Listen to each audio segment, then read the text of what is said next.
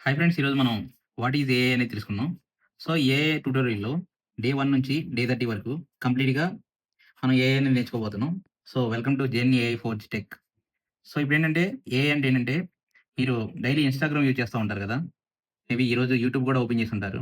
అలాగే వాట్సాప్ కూడా ఓపెన్ చేసుంటారు. లేదంటే నిన్న నైట్ గాని, అంతకు ముందు రోజు గాని స్విగ్గీ, జొమాటో కూడా ఓపెన్ చేసుంటారు. సో, మీరు ఇయన్నీ ఓపెన్ చేస్తున్నప్పుడు ఈ యాప్స్ ఏదైనా ఆటోమేటిక్‌గా మీకొక ఏదైతే ఇన్‌స్టాగ్రామ్ రీల్ చూసారో, రీల్ అనేది ఏదైనా ట్రావెల్ వీడియో చూస్తే, ఇదే ట్రావెల్ వీడియో మీకు మళ్ళీ రికమెండేషన్‌గా వస్తది. మీరు యూట్యూబ్‌లో ఏదైనా ఒక వీడియో చూస్తే, అదే వీడియో మళ్ళీ నెక్స్ట్ డే రికమెండేషన్‌గా వస్తది. వాట్సాప్‌లో సపోజ్ మీరు మీ ఫ్రెండ్ బర్త్‌డే ఉండి, హ్యాపీ బీఐ అని టైప్ చేస్తే ఆటోమేటిక్‌గా బర్త్‌డే అని చెప్పేసి సజెషన్ ఇస్తుంది. సో, స్విగ్గీలో మీరేదన్నా బిర్యానీ కానీ, ఇంకేదైనా ఆర్డర్ చేసుకుంటే, నెక్స్ట్ డే మీకు టాప్ లిస్ట్‌లో ఫస్ట్ ప్లేస్‌లో ఈ బిర్యానీ చూపిస్తా ఉంటది. సో, ఇదెలాగా? ఇదెలా పాజిబుల్ అవుతుంది?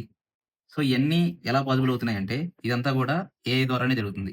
ఏఐ అనేది లెర్న్ జేసుకోగలదు, అండర్‌స్టాండ్ జేసుకోగలదు, ప్రిడిక్ట్ చేసుకోగలదు, డెసిషన్ తీసుకోగలదు. అంటే ఒక హ్యూమన్ ఎలా అయితే లెర్న్ జేయగలడో, అండర్‌స్టాండ్ జేసుకోగలడో, ప్రిడిక్ట్ చేయగలడో, డెసిషన్ తీసుకోగలడో, అలాగే ఒక మెషిన్ అనేది గూడా ఇయన్నీ చేయగలదన్నమాట. ఇయన్నీ చేయటాన్నే మనం ఆర్టిఫిషియల్ ఇంటెలిజెన్స్ అంటాం.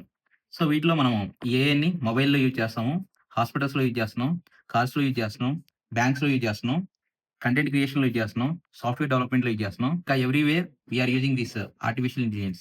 సో, ఈరోజు మనం డే 1లో వాట్ ఈజ్ ఏఐ అనేది తెలుసుకున్నాం. సో, నెక్స్ట్ డే 2లో what is AI, what is ML, what is DL, what is generative AI అనేది తెలుసుకున్నాం. Okay friends. ఈ వీడియో చూసినందుకు థాంక్స్. మీరు మన Gen AI Forge Tech YouTube ఛానెల్‌ని అండ్ ఇన్‌స్టాగ్రామ్‌ని ఫాలో అవ్వండి. Okay friends. బాయ్.